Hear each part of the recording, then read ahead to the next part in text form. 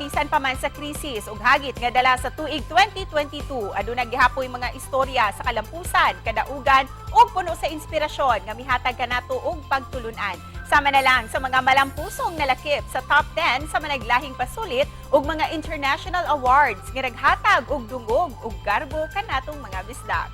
Busa atong balikan ang ilang mga istorya. Let's watch this. Matag usa ka nato adunay nagkadaiyang diskarte ug mga kaagi sa kinabuhi aron nga makabot ang kalampusan nga atong gipangandoy. Pipila ka nato miagi sa mga kalisdanan nga mihagit ka nato aron lang makabot ang atong gitinguha.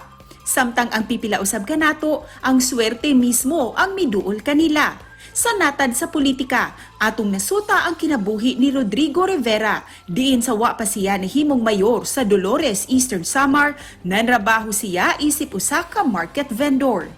Nakatunusab kita sa istorya ni Philip Nacua nga ang pagkakabus dili babag sa imong kalampusan. Naningkamot siya nga malakip sa top 10 sa Civil Engineering Licensure Exam 2022 aron magantihan og salapi ug mapaayo ang ilang balay nga nagusbat sa bagyong Odette ug aron nga makalingkawas sa kalisod. Samtang na-feature sab nato ang istorya sa managsuong abakita nga nakabase sa Estados Unidos. Kinsa nang hawd sa ilang tagsa-tagsa ka mga academic study human migraduar with Latin honors.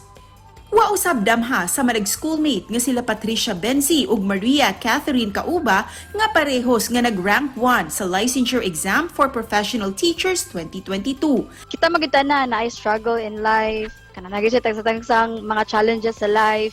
Ako lang masulti jud no kay don't be too hard on yourself and ayaw i-compare imong progress sa uban. Lakip na si Lindy Aviles nga nang hawd usab sa Occupational Therapist Licensure Exam 2022. Pwede ko ga-expect na mutap ko sa board exam. Ako lang yun gi-hope and pray ato na time is makapass ko kay grabe lisod yun bitaw siya ma'am as in. Samtang sa natad sa paugnat sa kusog, wa usab magpaawahi ang mga bisdak sa international spotlight. Sama ni Mac Talio, kinsa nabutang sa ika-72 nga pwesto isip world's best basketball player. O kinsay magdahom nga makasud usab isip usa sa mga coaching staff sa usa ka sikat nga NBA team si Jefferson Cudera. Di usab magpalupig ang mga chikiting sama nila ni Urfi Claire Mackenzie nga nakalangkat og mga medalya sa ice skating didto sa Malaysia. Never stop dreaming. Always dream big. And if you can dream it, you can do it. It's hard work, but it always pays off. Samtang si Leo Borromeo sa Rubik's Cube. In 3, 2, 1, go.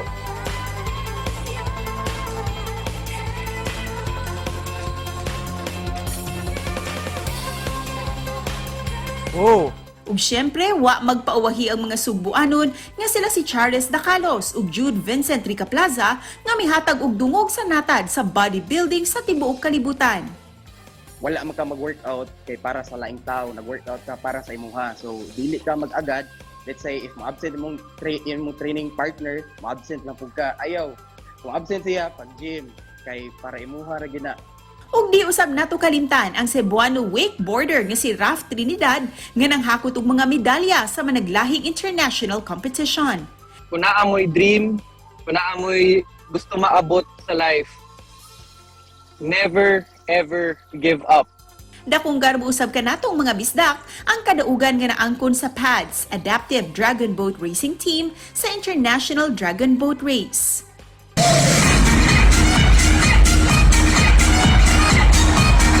Gikan sa sports, ari usab ta sa mga bisita nato nga milanog ang pangalan sa natad sa sayaw. Usa na niini ang garbo sa Subo nga Don Juan and Angel Fire nga midaog isip kampyon sa Wonju Dynamic Dancing Carnival dito sa nasud sa Korea.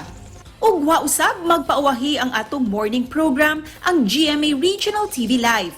For its highly commendable effort, a special citation is given to GMA Regional TV Live. Nga gipasidunggan og special citation sa Best in Public Service Program sa Catholic Mass Media Awards CMMA karong tuiga.